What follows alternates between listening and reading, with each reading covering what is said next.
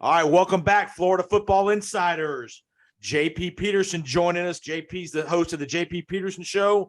Fan stream sports every day in the Tampa Bay market and all over the country on the fan stream sports app. Did I get that right? You JP? got it. You got it all, brother. How you doing, Jason? Good to be with you, buddy. Well. JP's dialed into the Florida State program. We're going to talk all things Florida State, LSU. Big non-conference game for both programs this week to try to establish themselves as being a back program. Obviously, Brian Kelly, first game as a coach at LSU. Mike Norvell in a critical third year here in Tallahassee. Florida State with a convincing 47-7 win over Duquesne over the weekend. You were in the building last week in Tallahassee. Give us a sense. Did you get a sense that it was a more professional performance by Florida State? You're beating the team like you're supposed to in a professional way.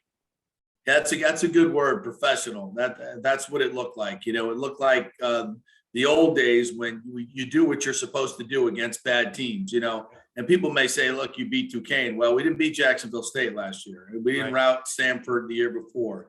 What was impressive to me was the size of the offensive line and the execution of the offense in general. There were no, I can't remember a false start or pre-snap penalty, which is a huge improvement. They just seemed to execute the wide receiver screens. I thought Jordan Travis was extremely efficient, and I expected him to be. I mean, he's never had a decent offensive line. He's never had a bunch of weapons that he could really use. And that's looked a lot like those Memphis offenses of Antonio Gibson and some of those other guys where they had three-headed monsters, and here we got three guys, Toafili and Ward and Trey Benson. Trey Benson, the new guy. Those guys, it's hard to tell, how good they are. You're running against Duquesne guys, but every one of them breaking tackles, and they're just. Toafili's put on some weight. I think he looks really, really good. Yeah, and I think you're going to see it. I think you see an FSU team that's going to be their identity. They're going to spread it out, run the football, the short passes, execute, and you can't sleep on the deep ball now with Johnny Wilson. And as good as Jordan is when he throws the deep ball and getting time to actually allow receivers to get downfield, this looks like a legitimate, dangerous D1 offense. So I was very impressed.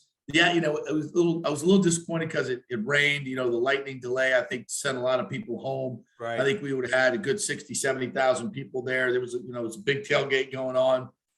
Fans are into it, man. They are into it. I really get a sense that the fans feel like this is going to be, a good season where we turn the corner. And if that doesn't happen, I'll be very, very surprised. I think Mike Norvell's done a great job. They still don't have the talent level that they need to compete for an ACC championship. They still don't have it for a national championship. If you can get 8 wins this year, 9 would be fantastic and beat some good teams. Now you can start recruiting those elite players and get back to where you were. I talked to a lot of different people today this weekend, got a lot of good perspective on, what's going on in the administration. Talked to the Matthew Quigley, who's heading up Rising Spear and the NIL. He's going to be on my show tomorrow at 10:30. FSU's got some work to do in the NIL area. They really, really do. So fans are going to have to step up in that area. So, all the arrows are pointing up, trending up. Feel much better about this team, no doubt. You like the moves he made in the coaching staff in the offseason, promoting the offensive line coach to coordinator? Would you like that move?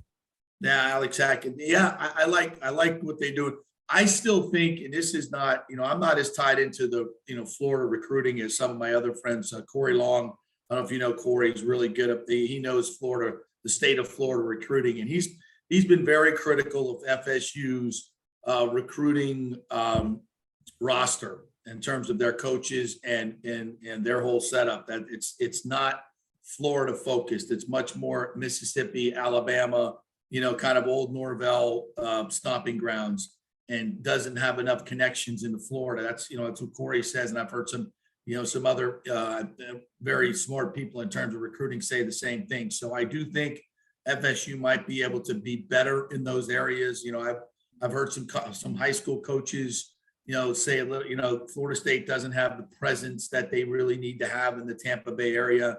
It's not to where they need it to be. It's just a couple of opinions. So but that's, it's a work in progress. He's been, Norvell's been here 3 years. I say effectively 2, Right. maybe even a year and a half because of all the COVID bullshit that he had to deal with. So, I think I like the staff where it's at, but I think they can get better. All right, so now they jump up a class against LSU Sunday. Obviously, they know LSU. Say what you want about LSU. It was a train wreck at the end, not necessarily because of the talent, but more because of Ed Orgeron. That whole circus with Orgeron and that staff. Yeah. They get a much more, again, buttoned up guy in Brian Kelly. The good thing for Florida State is that Florida State knows Brian Kelly. They opened the year last year with Notre Dame. They understand his schemes, what he likes to do, both offensively and defensively. Again, LSU's got players. Say what you want. They got players, especially defensive and offensive linemen usually have good skill players. The big decision is we don't know what they're going to do at quarterback. Is it Nussmeier or is it Daniels? He's not going to tell you till game day. What do you think of the LSU roster going into this game? Well, I think they're in flux. I don't think there's any question about it. Brian Kelly's a good coach, and I think he's going to win there. But it's going to take some time. And I think a lot of what he does and the culture that he's trying to inculcate there is foreign to what LSU's been used to. I think it's going to take some players some time to buy in. Talk to a couple of people in Louisiana, and that's kind of the feel I get. And so how does this work for them? The first game, there's going to be a lot of friends and family there for these players.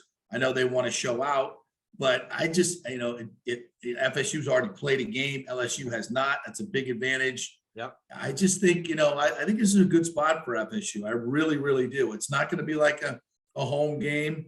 I think it's probably going to be about 60-40 right, fans wise, but I think this is a good spot for FSU. I'm not going to sit here and guarantee a win, but the continuity check goes to FSU. I mean, they've got guys that know their systems. Obviously, they're much better in their systems as we saw in game 1. I think the talent level is a step up. I think if FSU can run the football, and to me, that's the whole thing. If they can run, if they run for 150 yards in this game at least, I think they win the football game. I really do. And the old adage, you got 2 quarterbacks, you got none. So, and here's Brian Kelly, putting in a new system and trying to get 2 quarterbacks ready. Good luck with that. Good luck with that. You can have all the skilled players you have, and LSU's still very talented. But this to me is going to be a really good litmus test of Mike Norvell and his coaching staff. Right. Like you said, they know Brian Kelly, and Brian Kelly knows them. But these LSU players don't exactly know the scheme. It's gonna take, and this is a chance where I want to see Mike Norvell outcoach Brian Kelly. I want to see them get some scheme advantages, get some guys open, execute some big plays, and make it happen. If you're FSU, right, you want a signature win of this season early on, right? You SEC, people don't know that LSU is going to be in a little bit of flux. So you put this one on the board, get a big win down there, and then if you can beat Louisville the next week, you're off and running. Hell, this team started 0-4 last year, right? Right. This would be huge to get this win. I think more even for the players' confidence. Swag is so much of college football, right? Young kids, it's an emotional game. You want to go in there, you beat an LSU team in that environment on a Sunday night. That's the only game on. National TV audience. You got it all. You got it all. And you are the show Sunday night. And this is Florida State's brand. It's out there. It's on a, Labor Day weekend. You could not, honestly, for Mike Norvell, you could not draw up a better spot for them, really, to go win a game, put your brand out there, and start rolling again. You could not ask for a better situation. A beatable team, that people, a brand in LSU that people think is still one of the upper echelon teams. Yep. And all those other things I mentioned, the advantages they have. To me, it's a great setup. Don't blow it. Don't blow it. You got a great opportunity here. Don't blow it. And this is the time. If you're Norvell in year 3, you're tired of moral victories. You can't keep losing close games. You gotta win 1 or 2 of these big matchups. Again, beating Wake Forest ain't a big deal. I mean, it's a big deal, but it's not. You got to beat a national brand, and this is your chance. Recruiting wise, a great opportunity. It's a classic Southern regional battle. You're going to be fighting for some of these kids this time next year, transfer portal kind of kids. So This is a big spot for Norvell. And again, you want to win the game, but you can't go out and get beat 34-20. You got to get this game. If you're going to lose, this has got to be a late fourth quarter loss if you're going to lose the game. Yeah, and I love the fight in this FSU team that we saw last year. I think that gets better this year. I think the culture has changed dramatically from the Willie Taggart era.